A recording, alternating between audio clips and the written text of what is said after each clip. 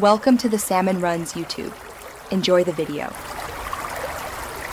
You're starting the pairing process. Put in fresh batteries and power the TV so it's ready to accept a remote. Once done, keep the remote very close, about 1 meter, and clear other Bluetooth devices from range. Now press and hold the home and back buttons, or OK and back on some models, for roughly 5 seconds until the LED blinks rapidly. That blinking tells you the remote is in pairing mode and ready to be discovered by the TV. On the TV, go directly to Settings, then Remotes and Accessories or Bluetooth devices. This is where the TV scans for new controllers. You'll see the remote name appear. Select it and accept any on-screen pairing code if prompted, because that ensures a secure connection. Wait for the TV to show a paired or connected message. This verifies the link. Make sure to test directional keys and home.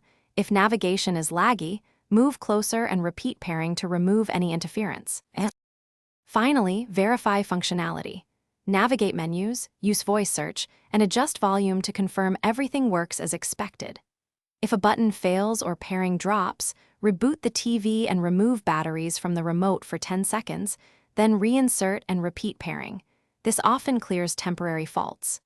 If problems persist, unpair or clear the TV's Bluetooth list before retrying, and replace with brand new batteries. Low power or stored Bluetooth entries are the most common causes of failed connections. Thanks for watching.